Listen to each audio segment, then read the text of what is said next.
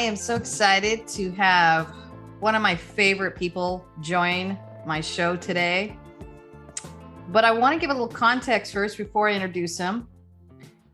We have been talking about children and anxiety, and this is the second one in our series. The first one was really speaking to educators. This one is really speaking to parents. And so I'm bringing my co-parent on the line to talk about it. And the reason why I want to talk about this is because as I work with leaders, I believe leadership comes from within. I believe that as our children are doing well, we do well as leaders. When our children are doing poorly, we are struggling as leaders. And so I deeply care about all the leaders out there who have children and who are also grappling with anxiety in our children. And I want to speak to that because I'm listening to a lot of different leaders on a daily basis talk about it. And since this is a conversation, all our conversations are really about thriving and not just surviving life. So I'm bringing on my favorite person here, Darren Penny, who's my co-parent of we've been married for over almost 30 years, but co-parenting for the last 19, huh, Darren? That's right. And I like how in the span of this podcast already, I've gone from one of your favorite people to your favorite person. I got upgraded already. There you go. There you go. Maybe because you're taking time out of your busy work schedule to join me online. So you're in your office and I'm in mine, but we got to meet on Zoom today. So thank you for just taking time, Darren, because honestly, I didn't want to have this conversation without you. I didn't want to have this conversation talking about parenting and our own journey with anxiety and sensitivities in children. I just thought, I don't want to tackle this on my own. I want you here with me because you were a huge part of this. And with our kids now being 17 and 19 and young adults, and we're launching them into college and we're crossing that finish line of them, I feel like, well, now we can talk about it. I don't think we had our ducks in a row when we were dealing with it, but now that we're toward the finish line, now might be a good time to start talking a little bit about our experience together. Sounds good. So let's go ahead and jump in, Dare. Let's talk a little bit about anxiety in children, and then let's talk a little bit about what that has meant for us personally and what we have dealt with. But I just want to ask this question first. Why do you think our children are anxious? Ooh, that's a really, really interesting one. I would say there's no silver bullet. There's not just one reason. And I would suspect a couple of things. I'm going to start with this one, personal sensitivity. I think on a spectrum of over here, like a child that's like very low outward sensitivity toward the world around them. They're just very strong sense of wellness and it's all going to be okay. It's all going to work out. And then this long continuum. And over here, this child who's always looking to the world for cues. Am I okay? Is the world okay? Am I safe? And some of that is hardwiring and some of that is the environment, but there's a big spectrum.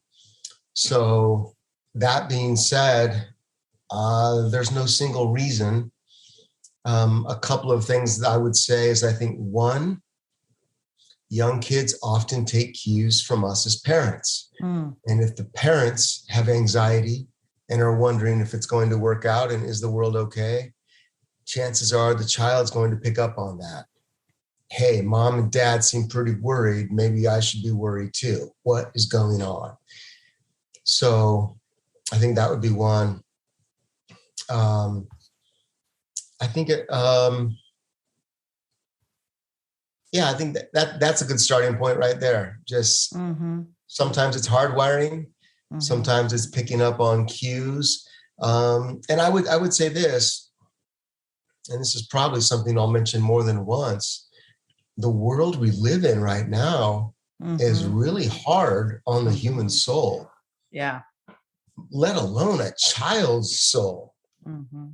And there are so many things coming at us. And as a child, I think there are so many easy ways to be overwhelmed. And that might lead towards anxiety. So what a child does is they don't know what to ask for. They don't know how to ask for help or what that help might be. So what they do is it just comes out as anxiousness. And it could manifest in turning inward. It could manifest in outward ways. It could manifest verbally if they're a verbal child. It could manifest as illness, an upset stomach, not feeling good. It's so many different things. But the world is a really fast-moving place right now.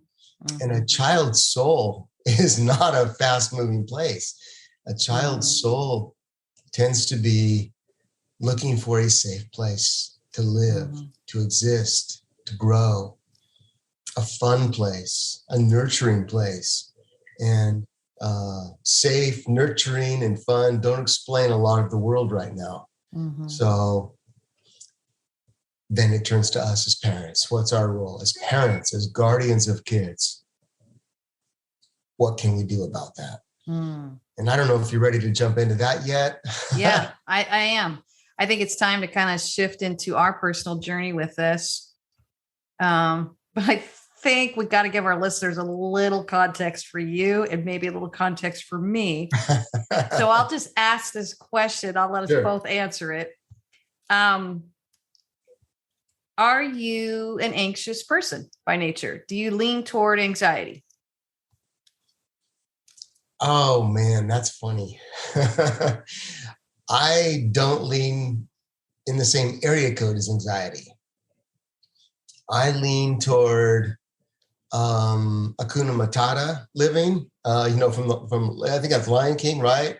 No worries. Carpe I diem. lean toward, what's that? Carpe diem. Yeah, carpe diem, seize the day. And I lean toward a pretty strong bent toward it's all going to work out. And if I get worked up or spun up, it's probably not going to do much for me. If anything, it might just make it worse.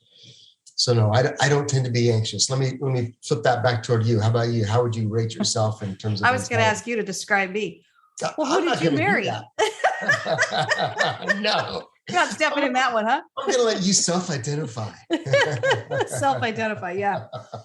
I am going to self-identify as someone who has, in my earlier years, particularly dealt with a lot of anxiety, but hidden anxiety, masked anxiety. I was smart enough to know how to present a polished self, and then had a lot of internal fears and chaos and insecurities. As I've become more and more whole and grappled with some of that, I feel myself just becoming more and more congruent with, I wouldn't call myself an anxious person. I would call myself just highly sensitive to this world, the stimuli, emotional vibes I pick up on. I can pick up on a vibe the minute I walk in the room. I pick up on vibes when I'm talking with people one-on-one. So I think that used to keep me anxious because I wasn't sure what to do with everything I was picking up on. As I've gotten more understanding for myself, I would say, I don't think I'm an anxious person. I think I'm a highly sensitive person that can connect and see things a little past what maybe the average person sees. And now I know, my true belief is I can see it and I'll know what to do about it. My false belief was I'll pick up on it and it will freak me out because I won't know what to do without it. So I think that's where I'm now today. It's 52. If you would have asked me decades earlier, I probably would have self-identified as a highly anxious person. Does that resonate? Would you say that's accurate? I think that's accurate. And I think what you describe yourself and how you have changed is a little microcosm of what we as parents get to do for kids. And have this word, I just want to say the word interpret. And I think as an adult raising a parent, raising child, I'll say adult because many of us end up being guardians or loved ones to young anxious kids. We may not be the parent, but we can still offer this. And what we can offer is interpretation. And kids are looking for interpretation. What's going on? Mm-hmm. Mm-hmm. And what's going on in the world and what's going on in me. Mm-hmm. And I think that is the role and the gift of a parent. We get Mm-hmm. to interpret and help these young, precious souls interpret the world, interpret the input receptors they're getting, things they're seeing, to use your words, things they're perceiving and feeling, things they're hearing. Mm-hmm. Interpretation is so important because there's just too much coming at them to interpret themselves. They can't do it. And that's where the anxiety starts snowballing. Mm-hmm. I don't know what's going on, but it sure doesn't feel safe. Anxiety, anxiety, anxiety. Mm-hmm. So, well, let's talk a little bit more of what that looked like in our own personal parenting. You know, as I'm listening to you talk, boy, it's just a flash of memories is coming back over the years. Yeah. We raised two very different children, Yeah. and it mandated us to be, first of all, highly self-aware to deal with anything that we might be erroneously giving them context for that we don't want them to pass. We don't want to pass on. Right. Or we're sending cues that is only cultivating an anxious spirit. These were all things I think we were very, very conscious of that forced us to kind of do our own growth work and individually and together as a couple. Yeah. But looking at our firstborn, who was a girl, and our secondborn 2 years later with the boy, why don't you talk a little bit about what you've learned with anxiety of children as you kind of think of our own children? Yeah, I can only use our two children as examples, but I want to say there are even so many other types of personalities than these two. Mm-hmm. So I guess I want to offer first a disclaimer. There's no formula. It's just so individual. So yeah, our daughter was certainly more prone to sensitivities and awarenesses that I think led to anxiety because she was perceiving so many things happening around her and within her. And I think one of the things you and I picked up on raising her were these patterns. You know, she seems like she's always anxious right around dinner time. And what's going on with that? And we got to address that with her. And then again, I think we started understanding she started getting more anxious around bedtime. And that was actually kind of a later in childhood thing. Funny enough, our daughter was the most amazing thing as a real young kid. She'd go to sleep and we tried leaving a nightlight on in her room. She wouldn't have it. She's like, I want it dark. You know, a lot of times as a kid, the kids want their door open and the hall light on outside. Man, she's like, all lights off, shut the door. I want it dark and I will fall asleep. And something in her just felt so safe. The darkness was not a threat. But years later, it wasn't the darkness, but it was just some type of feeling around bedtime. She felt, am I okay? Am I going to throw up? I need to go to the bathroom. And am I hot? Remember we got that question every night. Am I hot? She wanted to check if she had a fever because she was worried about a fever. And we got to go through some routine. And what she needed, we realized she needed a routine. She needed a wind down routine. And we created some practices, almost a self-meditative scan. How's my eyes? They worked with me all day. My hands, my smile, my mouth, my shoulders, my hand, and just kind of a scan of the body and telling every body part, you worked so well today. You get to relax now. And we got to do a guided self-reflective scan and meditation on her body that she got to walk through and just realize, oh, I'm safely now lying in bed and everything is good and I'm at peace and I'm well. Yeah, let's talk about that because I think that was an important nightly ritual that we did. I want to say almost 3 years. Quite a while, yeah. Not 5. It did get to taper off, but it started out, it would be anywhere from 15 minutes to 30 minutes a night. And I don't think we knew what we were signing up for initially.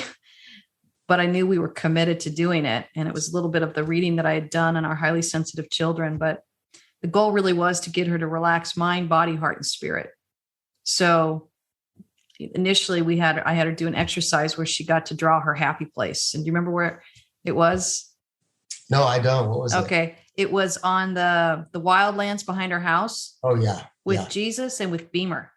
And I always joke, Darren, you and I didn't even make the cut. Maybe we were making her anxious. No, it's God and the dog. God and the dog. And dog spelled backwards is. So, it was just starting with the mindset. And so then I would say, okay, that's your happy space, your happy place. And we drew a picture of it, put it on the fridge, and she got to picture that. So I'd say, okay, it's time to go to your happy place. I remember it was at night. She didn't like any of the stimuli. And again, it was just too much stimuli. So we had all the lights off. I remember we couldn't even touch her. Do you remember that? She just needed to lie really still. So she'd close her eyes, lie still. I'd tell her to go to her happy place. And that was the mindset. Then we kind of help her take that body scan and thank all her body parts thank you, eyes, for seeing well for me today. It's time to relax. Thank you, shoulders, for helping me out today. It's time to relax. Speaking to her body. So that was the physical piece. And then kind of the spiritual piece and the heart piece really was, I remember we would pray over her. Psalms 23, the Lord is my shepherd, I shall not want. And it gave her something to kind of hook into that was bigger than herself, bigger than you, bigger than me. And it gave her a grounding and I think our highly sensitive children, even our very highly intelligent children, which she is both, somehow know in their early years that even mom and dad have an expiration date. Even mom and dad can't save her from everything. And so I think we were giving her something beyond herself, but that was a ritual we would do. And I remember sometimes you and I would be like, Tag, you're it. Like, I'm so tired after working all day or doing something all day with the kids, and to be able to have that commitment to go in there and do it. But wasn't it a soothing process, both for her and also just the relationship between the parent and the child? Oh, yeah, it really was. I think it was a powerful check-in, knowing where she was and just walking through the wind down with her. The wind down. Mm-hmm. And the settling of the soul. Mm. And it was really, I learned from it myself because I'm not a very anxious or sensitive person that needs those types of big transitions. Mm-hmm. But boy, did I ever learn from her. Like, I found myself really leaning into it when I would do that with her. Like, whew, I'd walk out from 15 minutes with her and I'm yawning myself. Okay, I think I'm ready to put myself to bed. Yeah, I remember that too. That was a powerful experience. So, hey, maybe there's something here for me. Maybe I do need to have an off-ramp for my day that's a gentle landing for my soul and my body and my mind.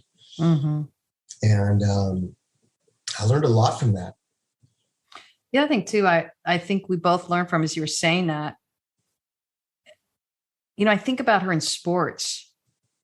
You want to speak a little bit to that? Because we learned a lot about her personality. You and I are both athletes. We're both competitive. You loved soccer. I loved softball. And we just knew we were going to raise little athletes and get them comfortable with playing hard. But yeah, we learned something in that too. You want to speak a little bit to that? Yeah, I will, because I think this is another source of potential anxiety. Not potential for her; it was real anxiety. So we did, like any good parent, we thought we were doing everything right here in this regard. We signed her up for sports, and it was right. Learned how to play soccer where those kids run around in a little cluster, look like a hive of bees chasing a ball.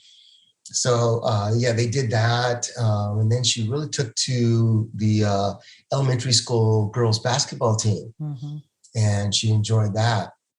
And I still remember very vividly exactly which gymnasium we were in.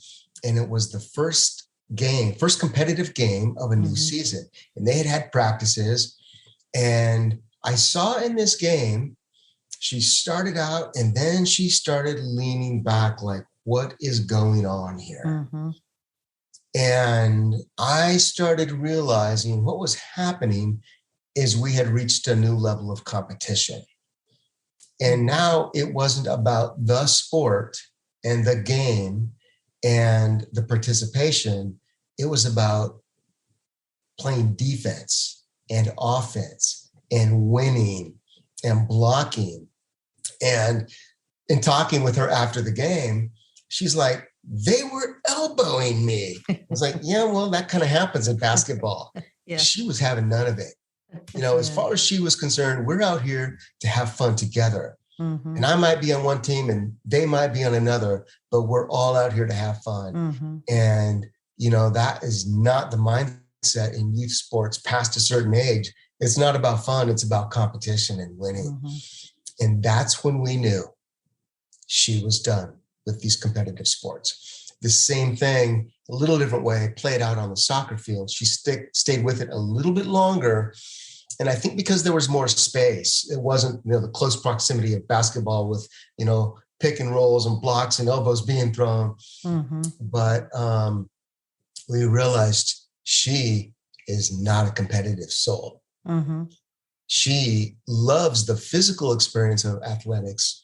And that is what really was her pivot point Mm-hmm. into dance. Mm-hmm. And she took dance a long way. I mean, she was she would train as a dancer literally every day of the week for years. And all that being said, for all the years she did dance, she was never on a competitive team. Mm-hmm. She didn't want to have a score, Mm-hmm. but she was a performer, both in ballet and hip hop and modern dance. But as long as she could enjoy it, be on a team that worked together and enjoy the music, enjoy the movement, that was her. And that's still her. Mm-hmm. Just not, competitiveness brought anxiety for her. And that's what we had to see. Our daughter is not us. She's her own unique soul, and her soul does not appear to be made for competition. Yeah. And I think this is where I agree with you. We didn't do everything right. But one of the things I really appreciate about co-parenting with you was we would ask each other, like, did you see that? Like, what is it that we need to pay attention to? And there was some flags. And I think this is what I want to say to parents. Don't apologize for your child and the flags that you're seeing. Don't be embarrassed by them.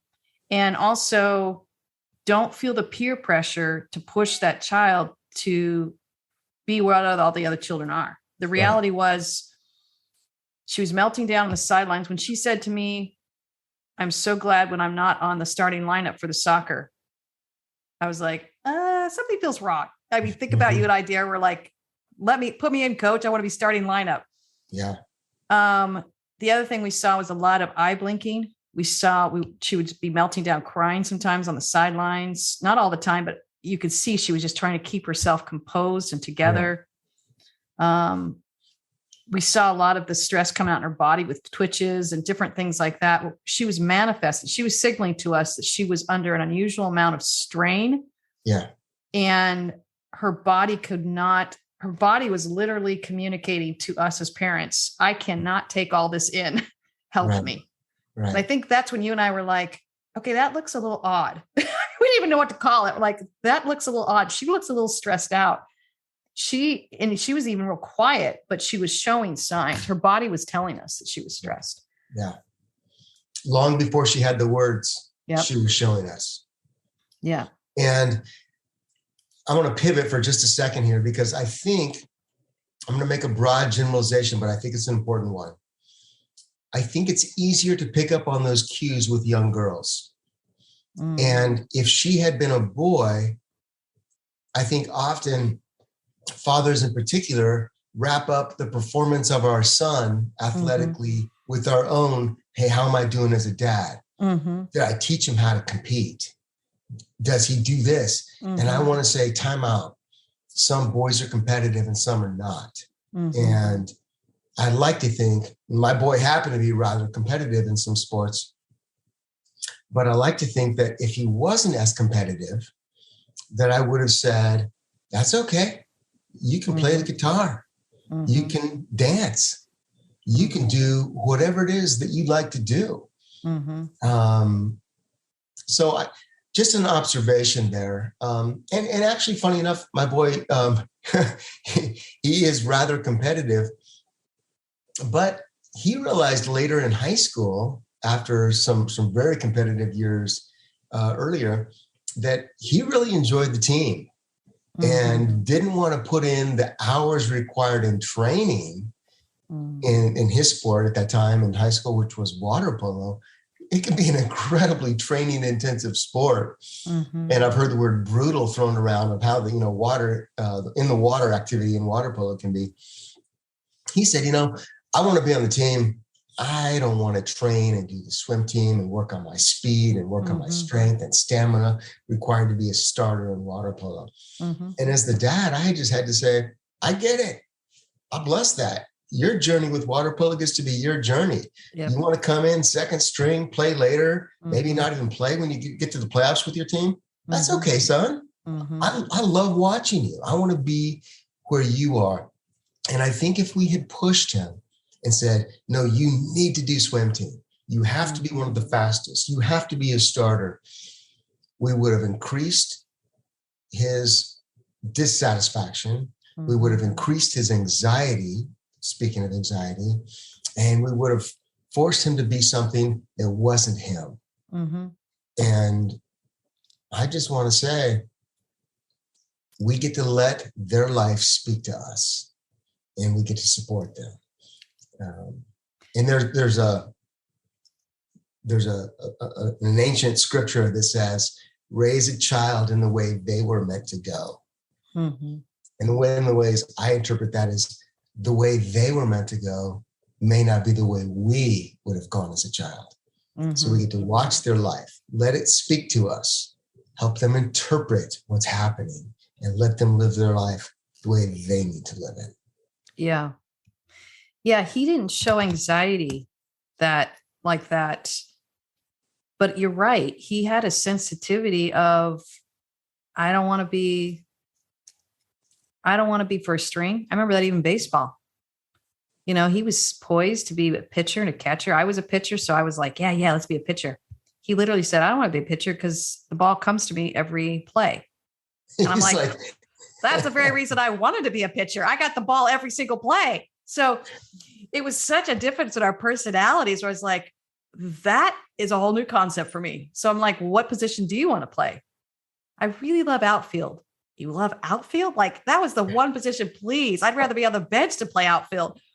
So it was so fun to get to know him that way and watch him just relax in outfield. So he wasn't really prone to anxiety per se, but he was very sensitive to, that doesn't bring me joy. That doesn't make me feel peace.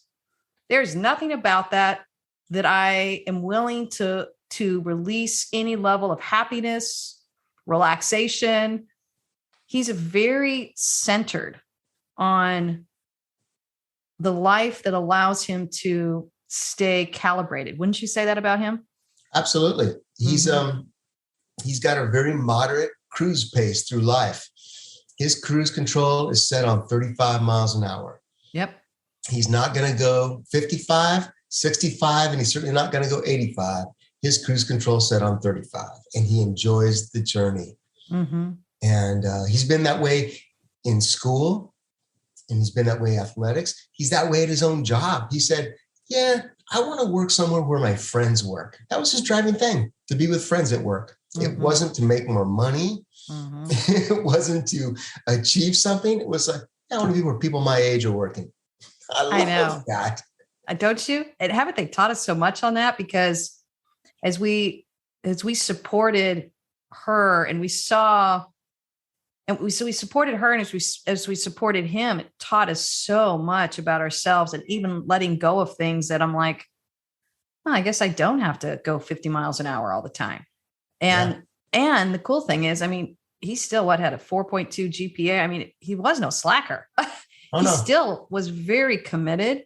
He's chosen really great friends, made great decisions, but it's like he knew how to refine and focus his life, and anything that brought him anxiety, he had a very strong boundary to keep out. Yeah. Our girl, I think, we had to help teach her the boundaries. You don't have to, even as a teenager, you do not have to respond to everybody texting you and Snapchatting you 24/7. Yeah. Teach your friends how to wait for communication.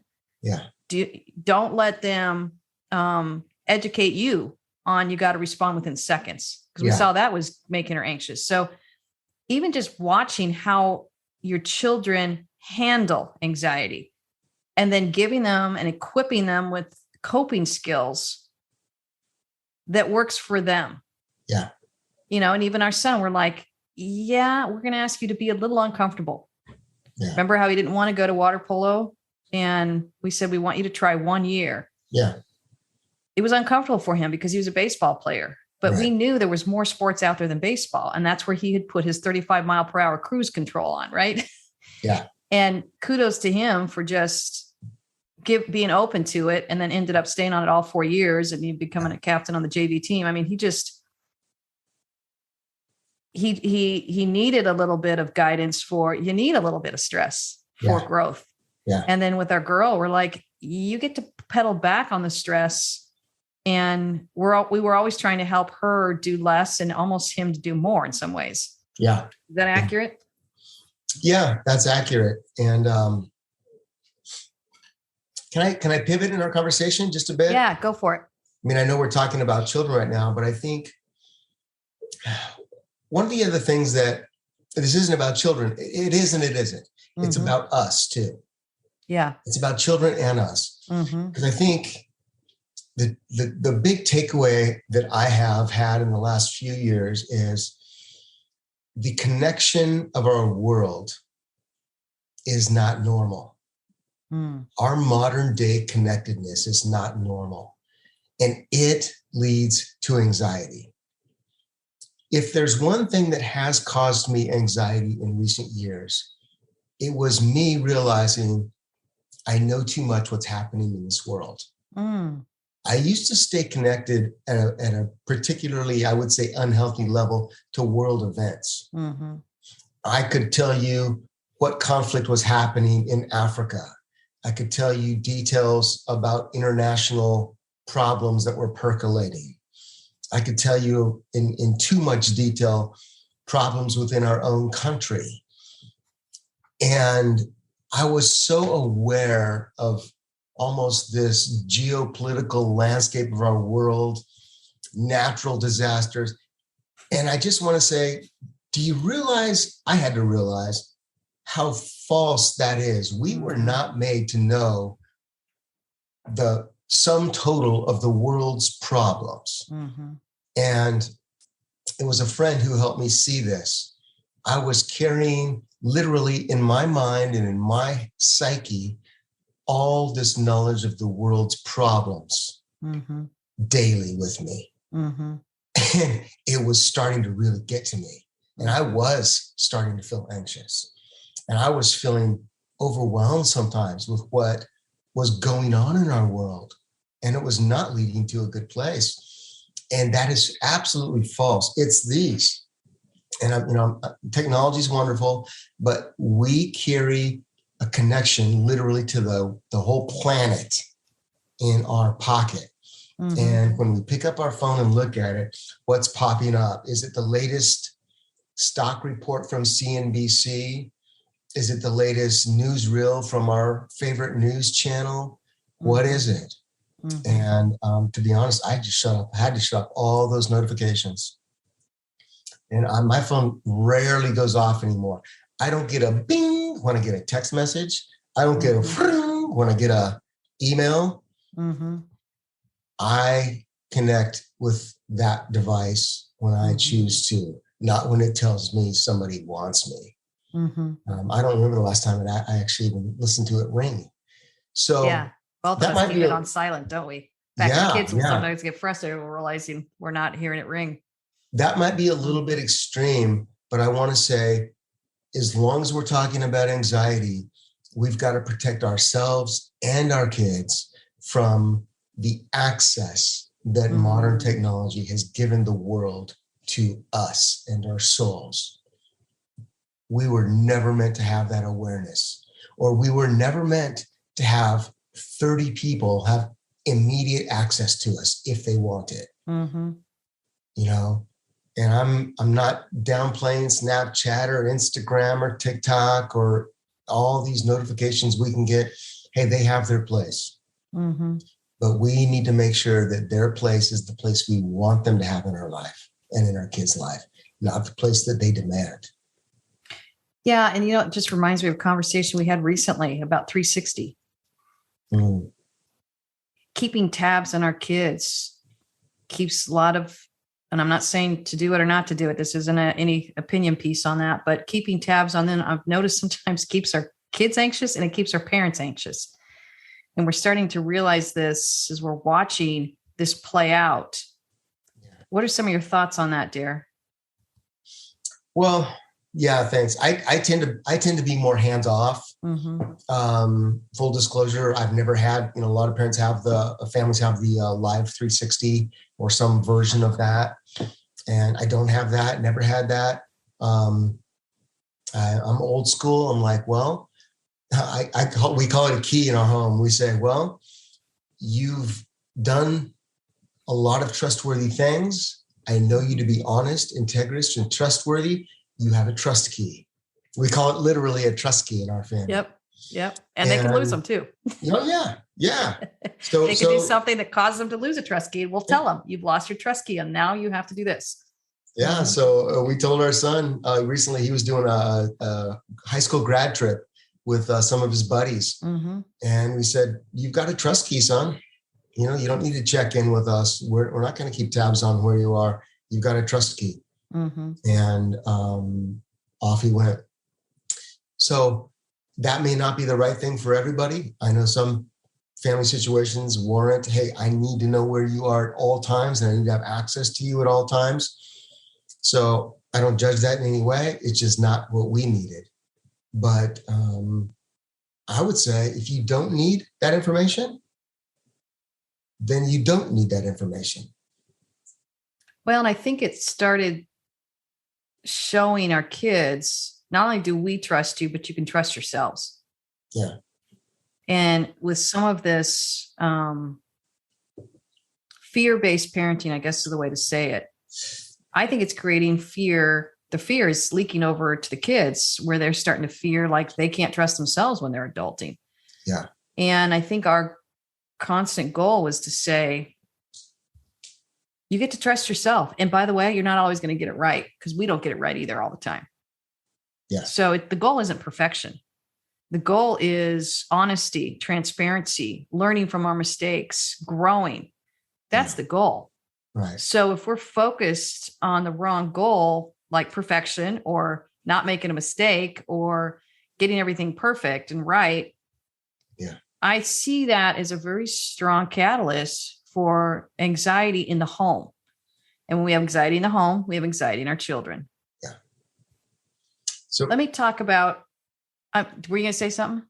No, yes. When the anxiety shows itself, I think our job as a parent is to say, interpret. How do I interpret that? What am I seeing? Where's it coming from? And then what's the interpretation I can offer my son or daughter to help them move through that and not get stuck in the anxiety? Yes. Oh, I love that. Love that. Yeah. The other thing too, and I think this is something that we had to become aware of, our children really emulate us. And it was interesting for us having a boy and a girl. So I think we were very conscious of the fact each of us almost had a mini me watching us, how to become a man, how to become a woman. And so it really forced us to deal with our stuff and any baggage we might have brought into the relationship and do the work to resolve it so that we could offer the best version of ourselves to these little mini me's coming along.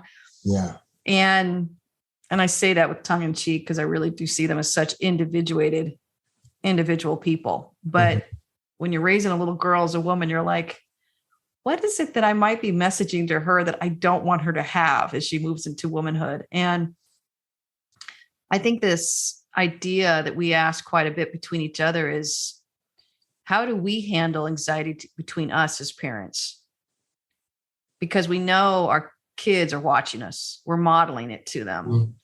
And you and I have different thresholds. And it reminds me of the sharpened pencil conversation that we had to have. Yeah. Do you want to speak to that at all? Yeah, absolutely. Because we've grown a lot, the two of us together, on how how we recognize, work through anxiety. Well, first of all, I'm going to tell a story about you that's kind of a funny one. You like to have yourself prepared. Yes. And sometimes when all of a sudden you might realize you're not prepared, you have a little mini panic. And it is mini, M-I-N-I. Yeah. I remember one time in an airport, it was after 9/11. You're not going to tell the court bag, are you? Yes, I am. Okay, go for it. It was after 9/11, and the world was just starting to travel again. And remember, TSA was brand new. Yeah. And it came out with all these rules. And one of them was all of your liquids had to be less than 3 ounces, and they had to be outside of your other bag and in a see-through court bag. And Heather and I were at the airport. We're about to go through security. Actually, we just walked in, and wasn't even thinking about security at the moment. And Heather just, with a panic, like talking 500 miles an hour, goes, "I don't have a court bag. I don't have a court bag. I don't have a court bag." And I was like, "What?" And the funniest thing is, all of a sudden you hear yourself, and you're like, "I sound like a loon." And then I saw the look on your face, like, what just happened to my wife? I just lost her for a span of 15 seconds. So we burst out laughing, but it's become this funny reference point now of like, I think I'm having a court bag moment. Yeah. And the truth is, this was actually a few years after those court bags were mandatory. They still have the signs up, but TSA didn't really make you do it anymore. Yeah. And I had been traveling a lot. Heather hadn't been traveling much. And I just said, "Oh, babe, yeah, they don't really enforce that anymore. You're fine. Let's just, put your bag on the conveyor belt when we get up there, and it's going to be fine." And it was, but it was just a mild moment of, "Oh my gosh, I don't have a quart bag." So that's you. Heather likes to have what we call sharpened pencils. Like first day of school, she used to have, as a kid, she used to have 10 pencils all lined up and not flat-headed, but each one already sharpened, and ready to go into the school year. And I was a kid. I went to school. I was like, "What? We need paper? We need pencils?" I thought it was the first day of school. I thought it was just here like for an introduction and welcome meeting or something, We have to give a little context for that. It was coming out of a heated argument we were having where all of a sudden it dawned on me. I just said, "How did you go to school?" Because your laissez-faire, carpe diem, Hakuna Matata personality, which I love and I'm so glad I married, was not my natural bent. And so when we talked about that, it really became a context point for how we interface with the world. And yours literally was, school starts September 5th, somewhere around September 4th at 9 p.m. My mom's making sure I have a backpack and I got maybe a pencil in it, and I'm running out the door. Yeah.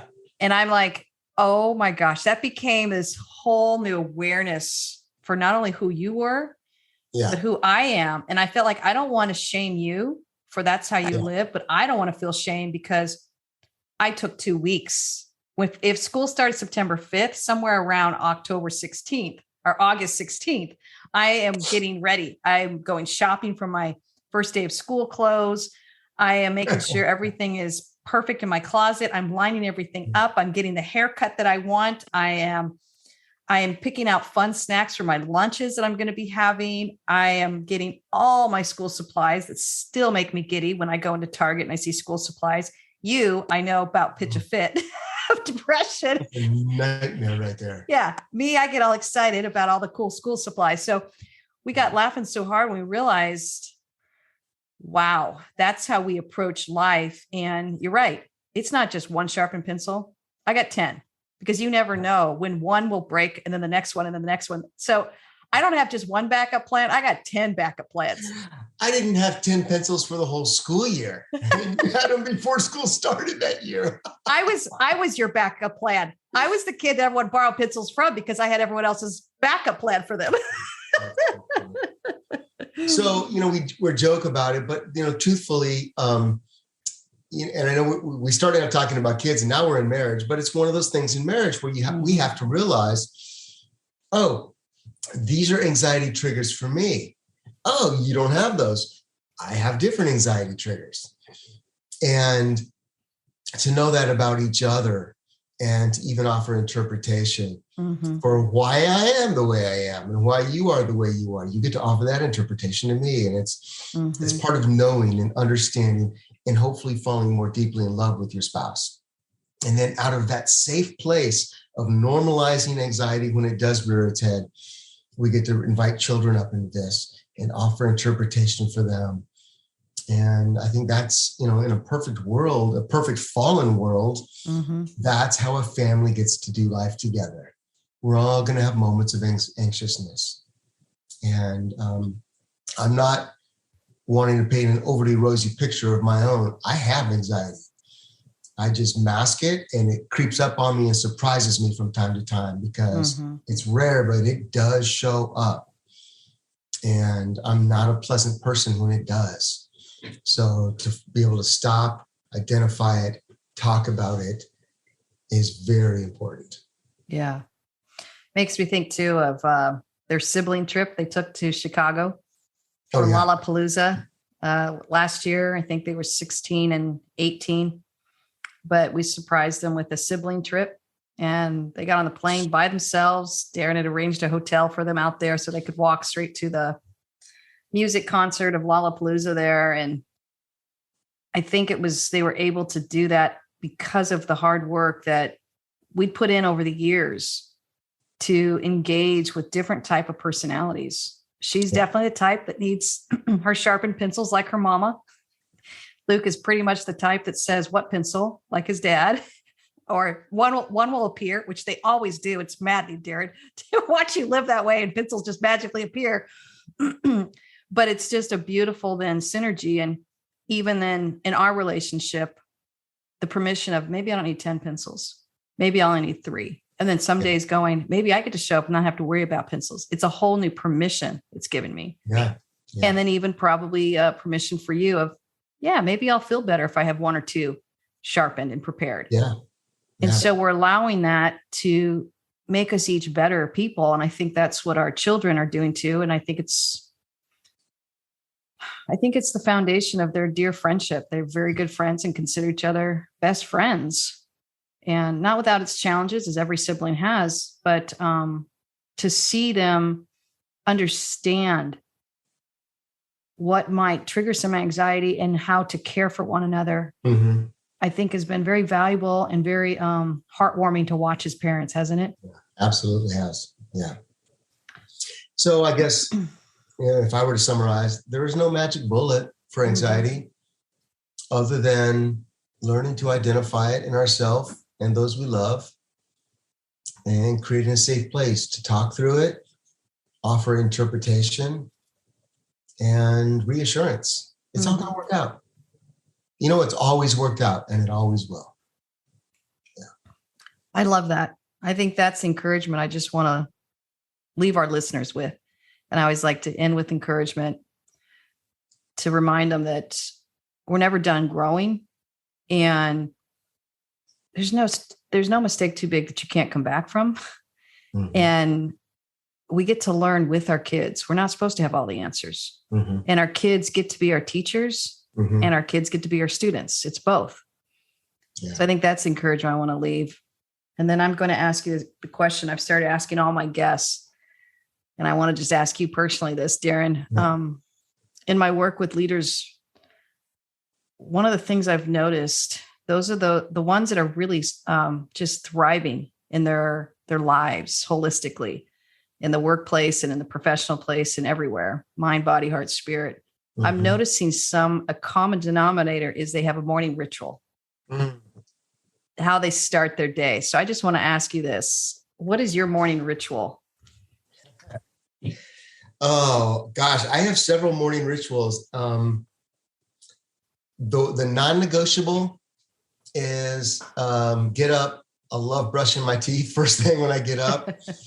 And then I walk right out. In fact, I have the latte espresso machine on a timer. Usually when I get up and walk out, it's already 200 degrees, ready to start steaming a cup of milk to make a latte. I love that latte. After that latte, I usually sit down and do a little bit of reading, and then often we'll jump into some type of a workout.